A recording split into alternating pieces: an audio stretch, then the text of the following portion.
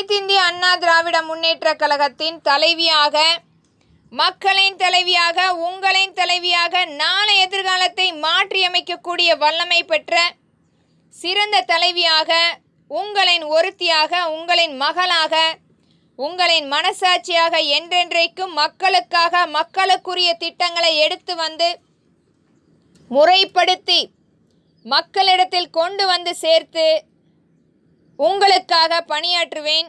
மறைந்தாலும் பொன்மலர் செம்மலாக, இதய தெய்வமாக, எழுச்சி நாயகராக, இரத்தத்தின் இரத்தமான என்னுடைய தந்தையுமான எம்.ஜி. ராமச்சந்திரன் ஐயா அவர்களுடைய நல்லாசியும், மறைந்தாலும் பொறுமை காத்து கொண்டிருக்கும் என்னுடைய தாய் ஜானகி ராமச்சந்திரன் அவர்களுடைய நல்லாசியும், இன்றைக்கும் அனைத்து இல்லத்திலும் வீட்டிற்கும் நம்மளுடைய அம்மையார் புரட்சி தலைவி ஜெயலலிதா அம்மா அவர்களுடைய நல்லாசியும், அனைத்து மக்களுக்குரிய திட்டங்களை முழுமையாக மக்களிடத்தில் கொண்டு போய் சேர்த்து அவர்களுக்காக பணியாற்றுவேன்.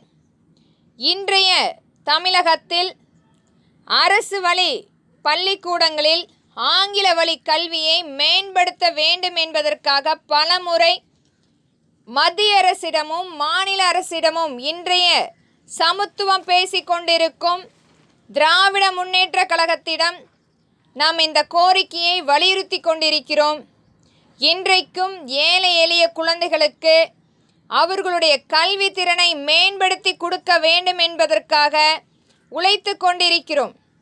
இதை அனைத்தையுமே செவிசாய்க்காமல் இன்று வரை திராவிட மாடல் என்று சொல்லிக்கொண்டு குழந்தைகளை ஏமாற்றி வருகிறார்கள்.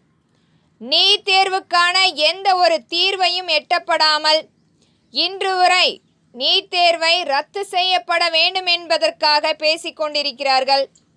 அதற்குரிய மேம்பாடு திட்டம் எதையும் செயல்படுத்தவில்லை. குழந்தைகளுக்கு முறையாக ஆங்கில வழி கல்வியை மேம்படுத்த வேண்டும்.